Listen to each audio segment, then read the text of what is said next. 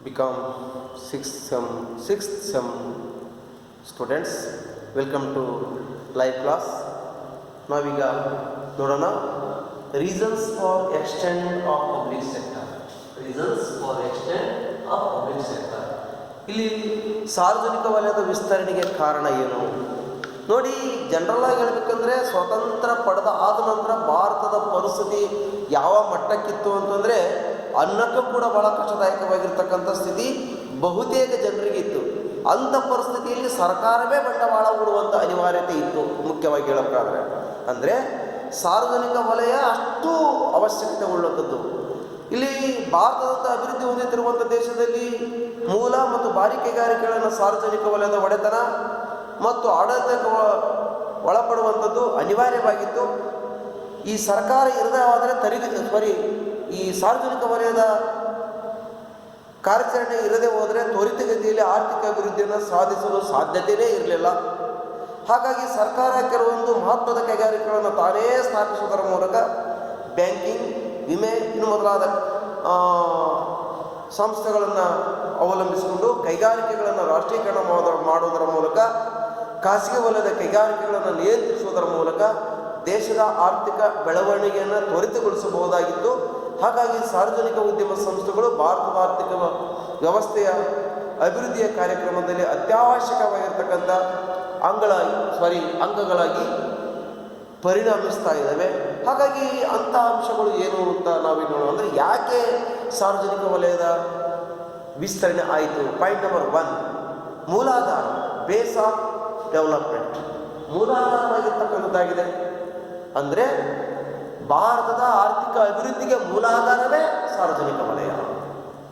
Next point, ಪ್ರಾದೇಶಿಕ ಸಮತೋಲನ, reduction of regional balance, reduction of regional imbalance. ಇಲ್ಲಿ ಪ್ರಾದೇಶಿಕ ಅಸಮತೋಲನದ ಕಡಿತ ಮಾಡುವಂಥದ್ದು. ಅಂದರೆ ಅಸಮತೋಲನ ಕಡಿತ ಮಾಡಬೇಕಂದ್ರೆ ಸಾರ್ವಜನಿಕ ವಲಯದ ಅವಶ್ಯಕತೆ ಇಷ್ಟು ಅಂತ ಆರ್ಥಿಕ ವ್ಯವಸ್ಥೆ ಒಳಗಡೆ. ಇನ್ನು ನಾವು ನೆಕ್ಸ್ಟ್ ನೋಡೋದಾದರೆ ಬೃಹತ್ ಪ್ರಮಾಣದ ಬಂಡವಾಳ, ಲಾರ್ಜ್ ಕ್ಯಾಪಿಟಲ್ ಫಾರ್ಮೇಷನ್. ಇಲ್ಲಿ ಬೃಹತ್ ಪ್ರಮಾಣದ ಬಂಡವಾಳವನ್ನು ಹೂಡುವಂಥ ವ್ಯವಸ್ಥೆ ಯಾವ ಉದ್ಯಮೆದಾರರಲ್ಲೂ ಕೂಡ, ಕೆಲವೊಂದು ಬೆರಳಿಕೆ ಉದ್ಯಮೆದಾರರನ್ನ ಬಿಟ್ಟರೆ ಇನ್ನು ಉದ್ಯಮೆದಾರರಲ್ಲೆಲ್ಲ ಬೃಹತ್ ಪ್ರಮಾಣದ ಬಂಡವಾಳವನ್ನು ಹೂಡಬೇಕಂದ್ರೆ ಸರ್ಕಾರವೇ ಅವಶ್ಯಕತೆ ಆಗಿತ್ತು. ಸರ್ಕಾರವೇ ಇಲ್ಲಿ ಬಂಡವಾಳವನ್ನು ಹೂಡತಕ್ಕಂಥ ಅನಿವಾರ್ಯತೆ ಇತ್ತು. ಹಾಗೆಯೇ ಸಮಾಜವಾದಿ ಮಾದರಿಯ ಸಮಾಜದ ಸ್ಥಾಪನೆ, ಎಸ್ಟಾಬ್ಲಿಷ್ಮೆಂಟ್ ಆಫ್ ಸೋಷಿಯಲಿಸ್ಟಿಕ್,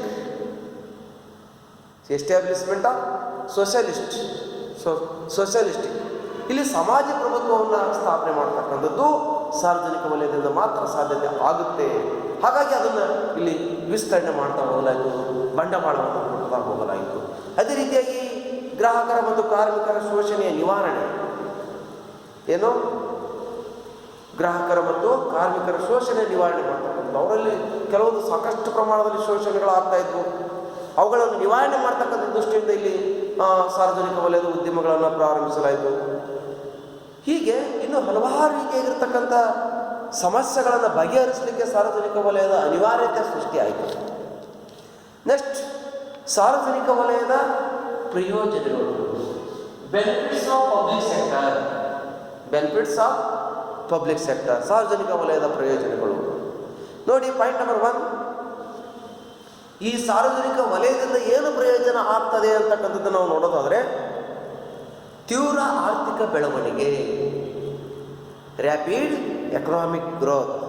ಇಲ್ಲಿ ತೀವ್ರ ಆರ್ಥಿಕ ಬೆಳವಣಿಗೆಯನ್ನು ಸಾಧಿಸಬೇಕಂತಂದರೆ ಭಾರತದಂಥ ಅಭಿವೃದ್ಧಿಶೀಲ ರಾಷ್ಟ್ರ 1947ರ ವೇಳೆಗೆ ಭಾರತ ಅಭಿವೃದ್ಧಿಶೀಲ ರಾಷ್ಟ್ರ ಆಗಿತ್ತು.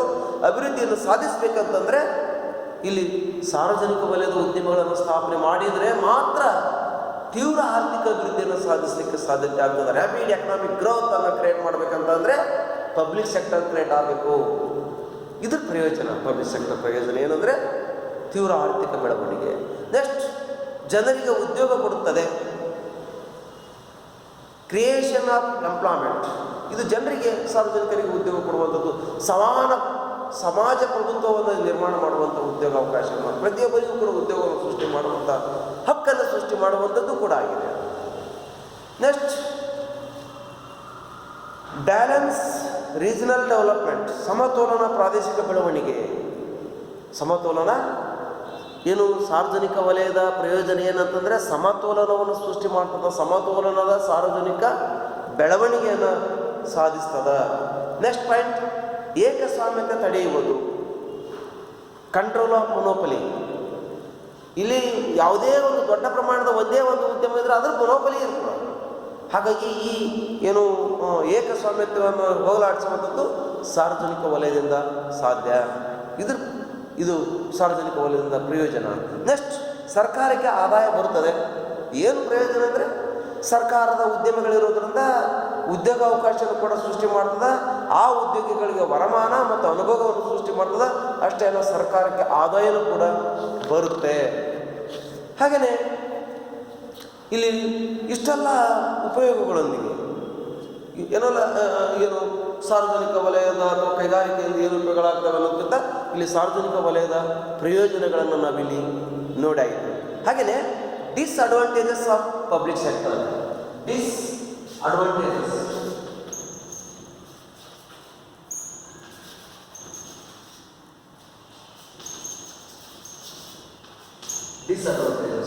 ಇಲ್ಲಿ ಸಾರ್ವಜನಿಕ ವಲಯದ ದೋಷಗಳನ್ನು ನಾವು ನೋಡೋದಾದರೆ, ಸಾರ್ವಜನಿಕ ವಲಯದ ದೋಷಗಳು ಇಲ್ಲಿ ಸಾರ್ವಜನಿಕ ವಲಯ ಜನರಲ್ ಆಗಿ ಹೇಳ್ಬೇಕಂದ್ರೆ ಇಲ್ಲಿ ಸೋಮಾರಿತನ ಅಂತಕ್ಕಂಥದ್ದು ಅಥವಾ ಡಿಲೈ ಏನು ತಡವಾಗ್ತಕ್ಕಂಥದ್ದು, ವಿಳಂಬತೆ ಆಗುವಂಥದ್ದು, ಭ್ರಷ್ಟಾಚಾರ ಅಂತಕ್ಕಂಥದ್ದು ಸಾಕಷ್ಟು ಪ್ರಮಾಣದಲ್ಲಿ ಇರುತ್ತೆ ಸಾರ್ವಜನಿಕ ವಲಯದಲ್ಲಿ.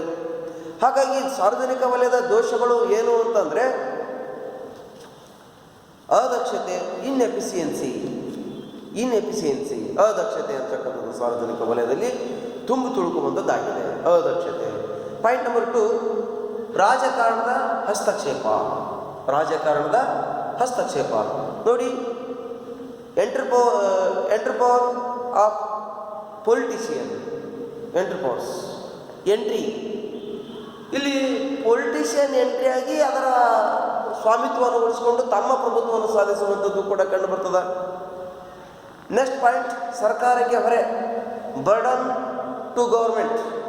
ಇಲ್ಲಿ ಸಾರ್ವಜನಿಕ ವಲಯದ ಉದ್ಯಮಗಳು ಎಷ್ಟೋ ಬಾರಿಯಾಗಿ ಇಲ್ಲಿ ಸರ್ಕಾರಕ್ಕೆ ಹೊರೆಯಾಗಿರ್ತಕ್ಕಂಥದ್ದು ಕೂಡ ನಾವು ನೋಡ್ತಾ ಇದ್ದೀವಿ.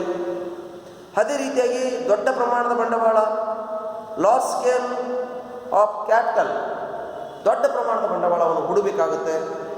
ಸರ್ಕಾರ ಏನೆಲ್ಲ ಸಾಮಾಜಿಕ ಸೇವೆಯನ್ನು ಮಾಡೋದನ್ನು ಬಿಟ್ಟು ಇಂಥದಕ್ಕೆ ಬಂಡವಾಳವನ್ನು ಹೂಡಿದಾಗ ಅದರ ಮೂಲಭೂತ ಸೌಲಭ್ಯಗಳನ್ನು ಒದಗಿಸತಕ್ಕಂಥದ್ದು, ಸಾಮಾಜಿಕ ಸೇವೆಯನ್ನು ಒದಗಿಸುವಂಥದ್ದು ಸಾಧ್ಯತೆ ವಿಳಂಬವಾಗ್ತದೆ.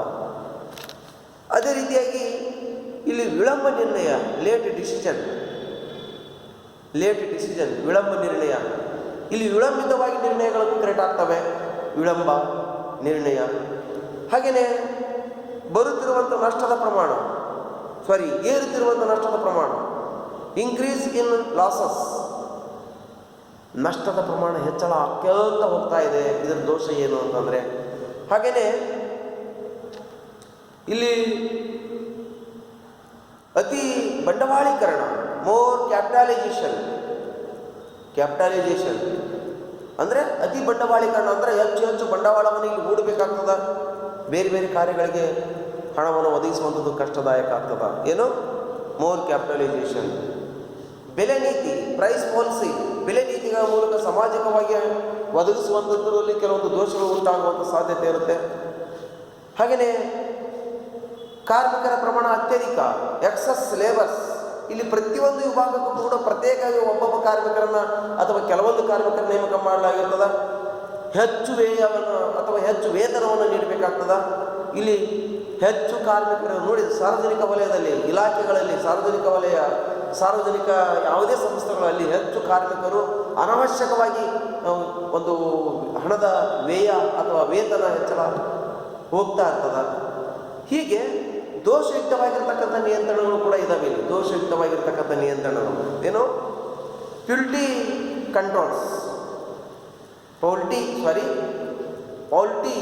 Controls, PAULTY, party controls. ಹಾಗೆಯೇ ಅದಕ್ಷ ರೀತಿಯಾಗಿರ್ತಕ್ಕಂಥ ವ್ಯವಸ್ಥೆ ಅಂತಕ್ಕಂಥದ್ದು ಇಲ್ಲಿ ಇರ್ತದೆ. ಬಂಡವಾಳ ಪ್ರಾಧಾನ್ಯತೆ ಕೈಗಾರಿಕೆಗೆ ನೀಡುವಂಥದ್ದಾಗಿರ್ತದೆ. ಹೀಗೆ ಇಲ್ಲಿ ಒಟ್ಟಾರೆಯಾಗಿ ಸಾರ್ವಜನಿಕ ವಲಯದಲ್ಲಿ ಸಾಕಷ್ಟು ಪ್ರಮಾಣದ ದೋಷಗಳಿರೋದ್ರಿಂದ ಇವತ್ತಿನ ಆರ್ಥಿಕ ವ್ಯವಸ್ಥೆಯಲ್ಲಿ ಸಾರ್ವಜನಿಕ ವಲಯದ ಪಾಲು ಕಡಿತ ಆಗ್ತಾ ಇದೆ.